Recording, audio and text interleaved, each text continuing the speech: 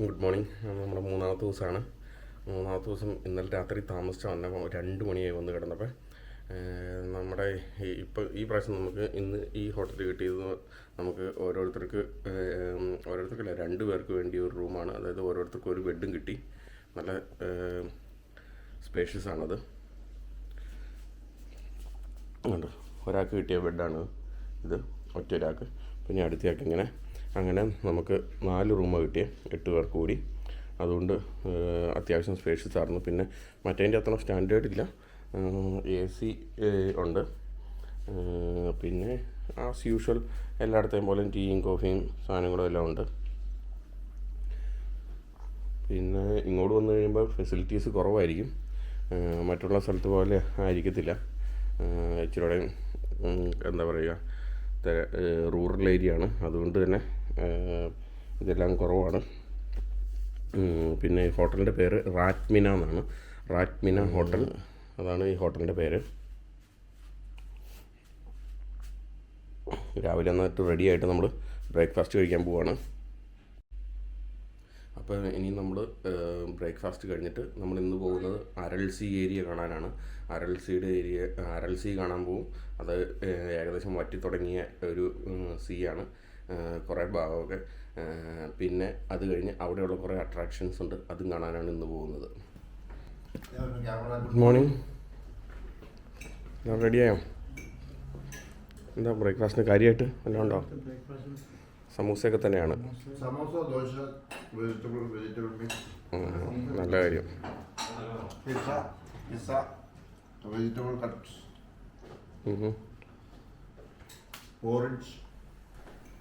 എല്ലാം ഉണ്ടല്ലേ.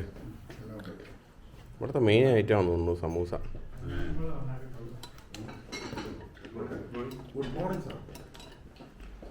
ബ്രേക്ക്ഫാസ്റ്റിന് നമ്മൾ സമൂസയും ചീസും വെജിറ്റബിൾസും കുറച്ച് ബോയിൽഡ് എഗ്ഗും പിന്നെ കുറച്ച് വെജിറ്റബിൾസും കുറച്ച് ഡ്രൈ ഫ്രൂട്ട്സും ഒരു കേക്കും ഒക്കെ എടുത്തിട്ടുണ്ട്. നല്ല ബ്രേക്ക്ഫാസ്റ്റാണ്. ഇതായിരുന്നു നമ്മൾ താമസിച്ച ഹോട്ടൽ. നമ്മളിവിടുന്ന് ന്യൂക്കൂസ് എന്ന് പറയുന്ന സ്ഥലത്താണ്.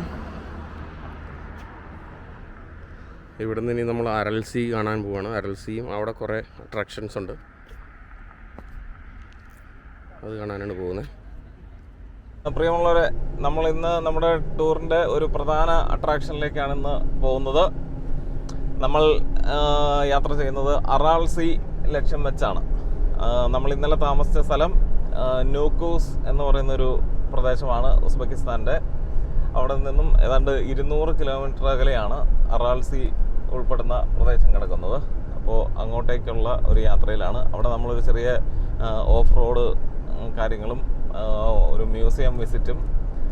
പിന്നെ അറാൾസി എന്നുള്ളത് വളരെ പ്രസിദ്ധമാണ്. പണ്ട് ഒരുപാട് ഫിഷിംഗ് ബോട്ടുകളും ഒക്കെ ഉണ്ടായിരുന്ന, ഒരുപാട് മത്സ്യസമ്പത്തും കാര്യങ്ങളൊക്കെ ഒരു വില്ലേജ് അവിടെ ഉണ്ടായിരുന്നു.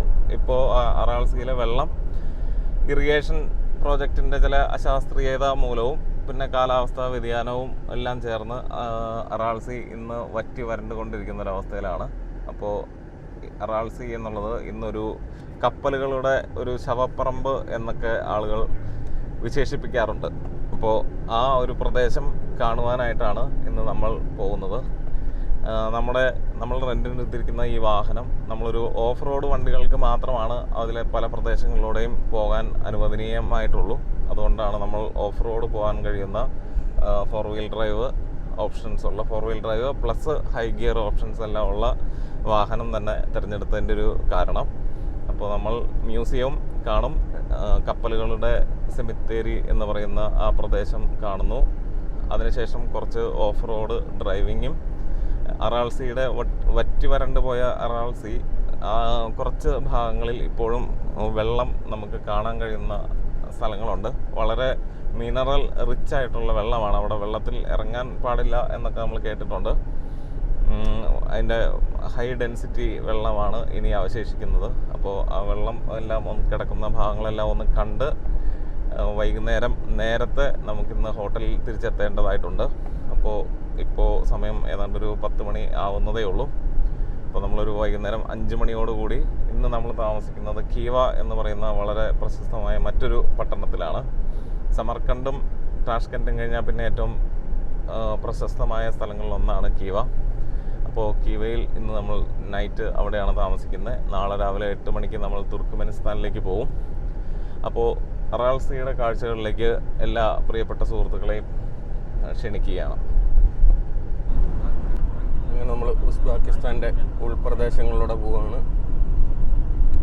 അറാൾസിയെ ലക്ഷ്യമാക്കി. ഇവിടെ ലെഫ്റ്റിലൊക്കെ കാണുന്ന കൃഷിയിടങ്ങളാണ്.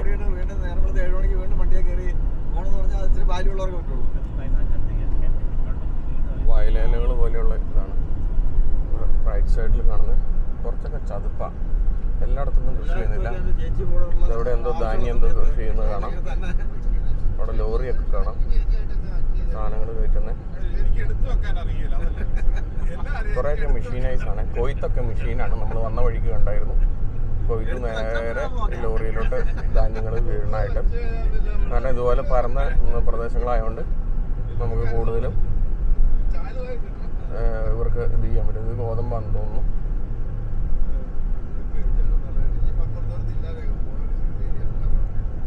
അതുകൊണ്ട് തന്നെ കൂടുതലും മെഷീനാണ്. പണ്ട് തുടങ്ങി ഒരു അഗ്രികൾച്ചറിന് വേണ്ടി എന്നാ പറയുക മെഷീനുകൾ ഉപയോഗിക്കുന്നുണ്ടായിരുന്നു. ഉൾനാട്ടിലെ റോഡുകളൊക്കെ എന്ന് പറഞ്ഞു കഴിഞ്ഞാൽ നമ്മുടെ പണ്ടത്തെ 80കളിലെ കേരളത്തിലെ റോഡുകൾ പോലെയാണ്. കുന്നുകുഴിയൊക്കെ ആയിട്ടാണ്. പക്ഷെ എന്നാൽ ഹൈവേ ഒക്കെ ഇപ്പോൾ പുതിയത് പണിയുന്നത് നല്ല അടിപൊളിയായിട്ട് പണിയുന്നുണ്ട്. ഇന്നലെ നമ്മൾ കണ്ടായിരുന്നു മോട്ടോർ വേ കൂടെ വന്നപ്പോൾ, ആ മരുഭൂമി കൂടെ വന്നപ്പോൾ ഉള്ളത് നമ്മൾ ഏകദേശം 2-3 മണിക്കൂർ നമ്മൾ ഇങ്ങനെ സ്ട്രെയിറ്റ് പോകുന്നായിരുന്നു. ഇതൊരു കൃഷിയിടമാണ്. ഈ കൃഷിയിടത്തെ ട്രാക്ടറുകൾ ഉണ്ട്. ട്രാക്ടറുകൾ ഒഴുകുവാണ്. നമ്മുടെ നാട്ടിലുള്ള ഒഴുകും പോലെ തന്നെ. ഇതാണ് ഉൾനാട്ടിലെ വീടുകൾ. ഇങ്ങനെയാണ് ഉൾനാട്ടിലെ വീടുകൾ ഇരിക്കുന്നത്. പഴയ ലാഡ കാറൊക്കെ കിടപ്പുണ്ട്. ലാഡ കാറുകളൊക്കെ കാണാനുള്ള കാരണം എന്ന് പറഞ്ഞിട്ടുണ്ടെങ്കിൽ ഇത് സോവിയറ്റ് യൂണിയൻ്റെ അണ്ടറിലായിരുന്നു ഈ രാജ്യങ്ങളൊക്കെ. അതുകൊണ്ടാണ് ലാഡ കാറുകളൊക്കെ കാണുന്നത്. ഈവൻ ട്രാക്ടറുകളൊക്കെ ആണെങ്കിലും നമ്മൾ കാണുന്നതൊക്കെ പഴയ മോഡലാണ്. ഇതുണ്ട്. ഇതിലൂടെ പൈപ്പ് പോയേക്കണേ. പൈപ്പിൽ കൂടെ ഗ്യാസ് പോകുന്നതാണ്.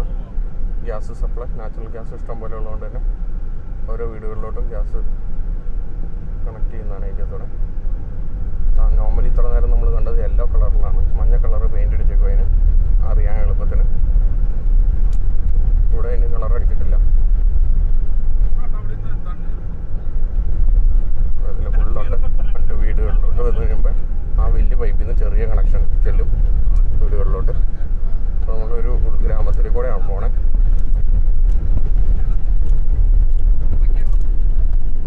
ആന്ധ്രയുടെയൊക്കെ അങ്ങനെയുള്ള രാജ്യങ്ങളുടെയൊക്കെ ഉള്ളിൽ കൂടെ പോകും പോലെയുണ്ട്.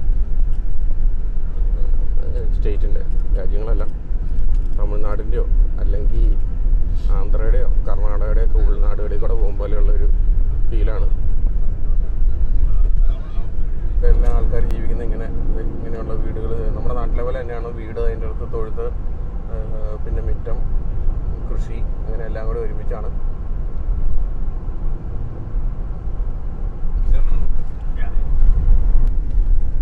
നല്ല പക്ക ഓഫ് റോഡ് ആണ്.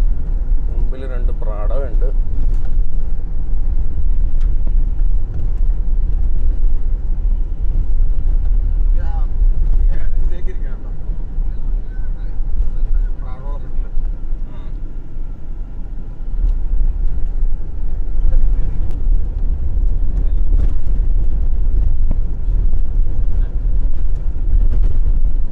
പ്രാട ഉണ്ട് ഫ്രണ്ടിൽ. എത്ര ഉണ്ട്? 2, 4, 6 വരെ ഇപ്പോൾ കാണാം. ഓഫ് റോഡ് സെറ്റപ്പിനുള്ളതാണ്. എയർ ഫിൽറ്ററൊക്കെ പൊക്കി വെച്ച്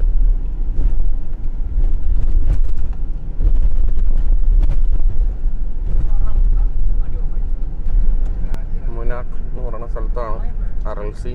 അങ്ങോട്ടാണ് നമ്മൾ പോണേ. ഫ്രണ്ടിൽ ഒത്തിരി ഓഫ് റോഡേഴ്സ് വേറെ ഉണ്ട്. അറൽസിയിലോട്ട് തന്നെയാണ് പോണേ.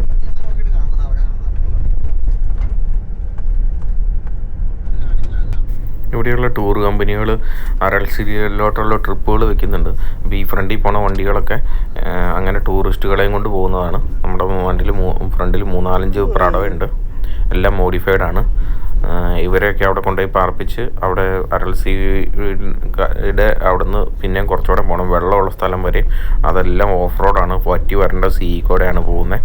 അപ്പോൾ അങ്ങനെ ഒരു ഇത് എക്സ്പ്ലോർ ചെയ്യാൻ വേണ്ടിയുള്ളൊരു ട്രിപ്പായിരിക്കും അവർ ബുക്ക് ചെയ്തിരിക്കുന്നത്.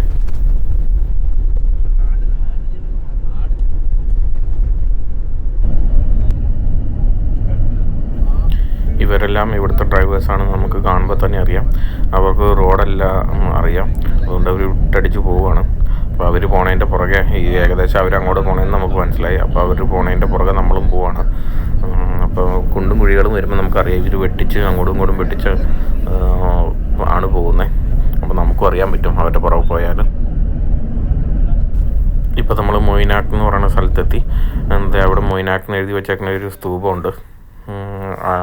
മൊയ്നാക്കിലാണ് അരൽസി തുടങ്ങുന്നത് പണ്ടുണ്ടായിരുന്നത്. ഇനിയിപ്പോൾ ഇവിടെയെല്ലാം ഡ്രൈ ലാൻഡ് ആയിട്ടുണ്ട്.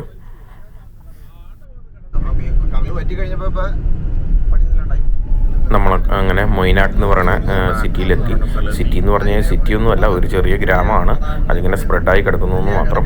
ഇതോടുകൂടി ഇവിടെ ഈ ആൾപ്പാർപ്പുള്ള സ്ഥലം തീരുവാണ്. ഇത് കഴിഞ്ഞ് പിന്നെ അരൽസിയിലോട്ട് പോകണമെങ്കിൽ നമ്മൾ ഇച്ചിരി മരുഭൂമി പോലെയുള്ളിടത്തേക്ക് കൂടെ പോകണം. അപ്പോൾ ഇവിടെ നമുക്കൊരു മ്യൂസിയം കാണാനുണ്ട്, പിന്നെ ഒരു ടൂറിസ്റ്റ് ഇൻഫർമേഷൻ സെൻ്ററും ഉണ്ട്. അവിടെ കയറി കാര്യങ്ങൾ ചോദിക്കാം. കാരണം പിന്നെ അങ്ങോട്ട് നാവിഗേറ്ററൊന്നും വർക്കാവത്തില്ല. അപ്പോൾ നമ്മൾ ഏകദേശം വഴിയൊക്കെ ചോദിച്ചിട്ട് വേണം നമുക്ക് പോകാൻ.